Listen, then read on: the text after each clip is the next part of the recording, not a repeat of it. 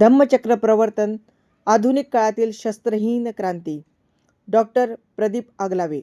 विजयादशमीनिमित्त आज नागपूरच्या दीक्षाभूमी येथे धम्मचक्र प्रवर्तन दिन संपन्न होत आहे. त्यानिमित्त एका वैचारिक परिवर्तनाचे शब्दचित्र. विश्वभूषण डॉक्टर बाबासाहेब आंबेडकर हे 20व्या शतकातील एक महान विचारवंत आणि क्रांतिकारी नेते होते. ते आधुनिक भारताचे शिल्पकार.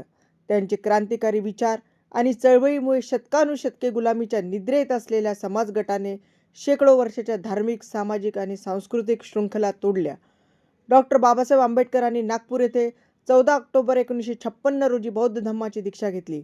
त्यांनी बौद्ध धम्माचे थांबवलेले चक्र पुन्हा गतिमान केले आणि भारताला बुद्धं शरणं गच्छामीचा मधुर स्वर निनादला.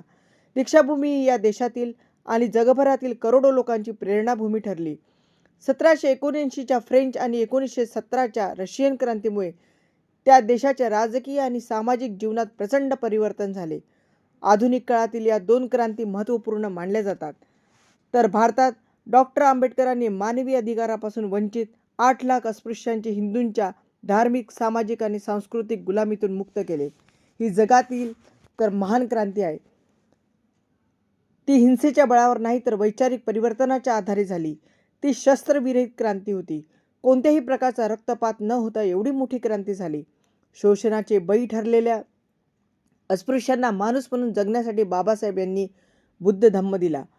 बुद्ध धम्माचा स्वीकार ही त्यांच्या जीवनातली अत्यंत क्रांतिकारी घटना ठरली. बुद्ध धर्माचा स्वीकार केल्यानंतर धर्मांतरित बौद्धांना आपल्या उत्थानाचा आणि विकासाचा मार्ग मिळाला. कालचा अस्पृश्य समाज बौद्ध म्हणून बुद्ध धम्माच्या मार्गाने वाटचाल करू लागला. बुद्ध धम्मामुळे बौद्धांना नवीन विचारसरणी मिळाली. ही विचारसरणी त्यांच्या दृष्टिकोनातून क्रांतिकारी होती.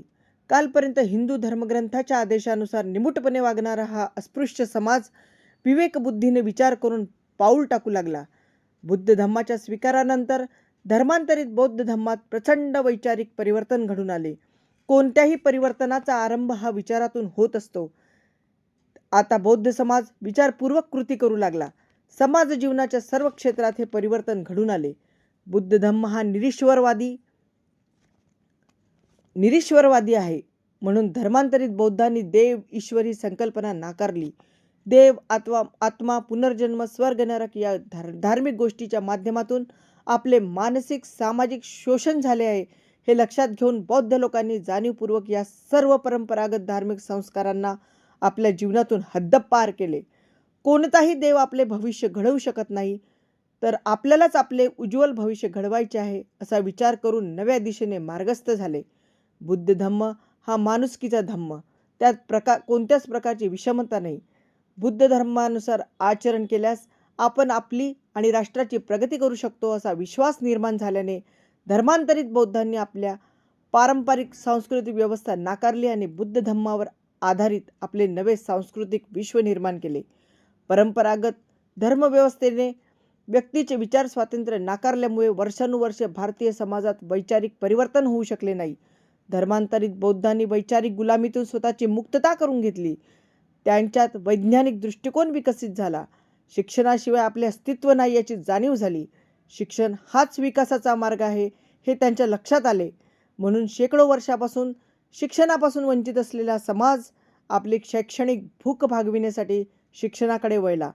बौद्धांनी आपल्या मुलांना प्रतिकूल परिस्थितीमध्ये शिकवले. धर्मांतरित बौद्धांमध्ये शैक्षणिक क्रांती झाली. इतर बौद्धांच्या तुलनेत बौद्धांमध्ये शिक्षणाचे प्रमाण जास्त आहे. 2011च्या जनगणनेनुसार बौद्ध समाजात शिक्षणाचे प्रमाण 81.29% होते. बौद्धांचा शैक्षणिक विकास हा धम्मक्रांतीचा परिणाम होय. डॉक्टर प्रदीप आगलावे, सदस्य सचिव, डॉक्टर आंबेडकर चारित्र्य साधने प्रकाशन समिती. जय भीम.